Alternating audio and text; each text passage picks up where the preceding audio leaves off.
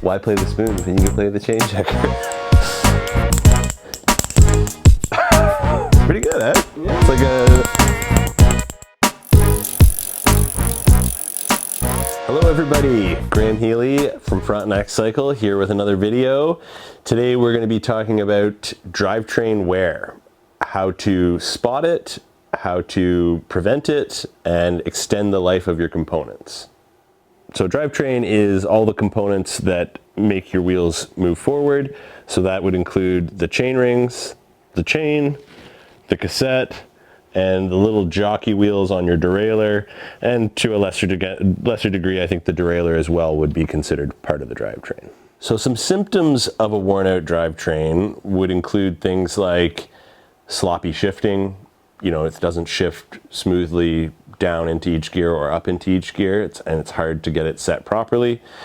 You might also experience jumping under pressure. So when you're pushing a lot hard on the pedals up a hill, the chain will jump. More often than not, it jumps on the back as opposed to the front, but it could jump on either spot. And then lastly, another common symptom would be the chain just falling off.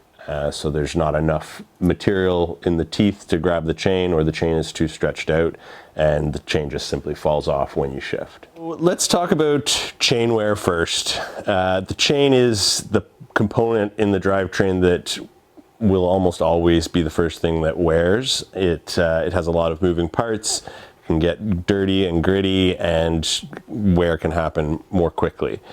So at the shop, what we would use is this trusty Park Tool chain checker to determine the amount of wear your chain has gone through. It will give us a range of 0 through 1, and 1 would be a completely worn out chain that is very stretched out, whereas in around the 0.5 marking, you would be considering that to be a chain that is not fully worn out, but would be good to replace because it's preventative of wear on the rest of the drivetrain.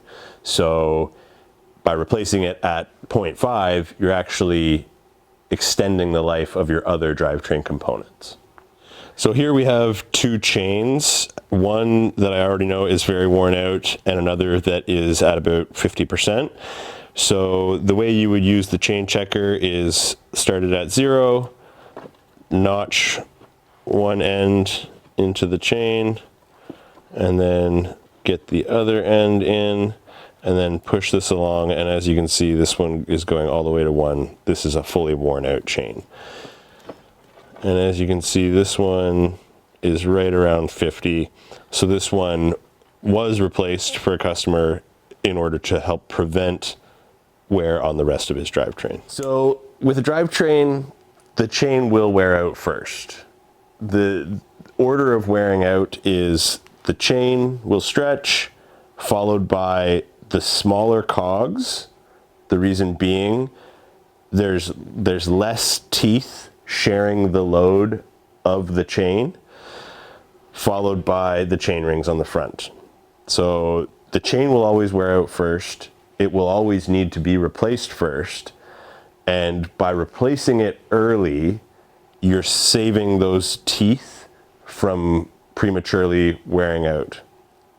And thus, in the long run, will save you more money on part replacement.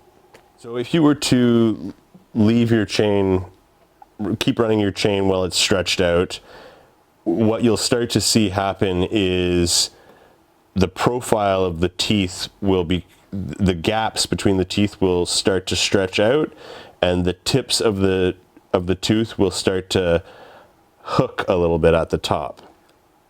So with these drivetrains here, you can see the middle chain ring was the most popular, and gear number 5 on the cassette was most popular. They obviously weren't cleaning and lubricating, and they just let it go. And so at this point, we can't just replace the chain. It is a whole system that has to be replaced. Much like the teeth on your chain rings or your cassette, the teeth on your jockey wheels will also get worn out.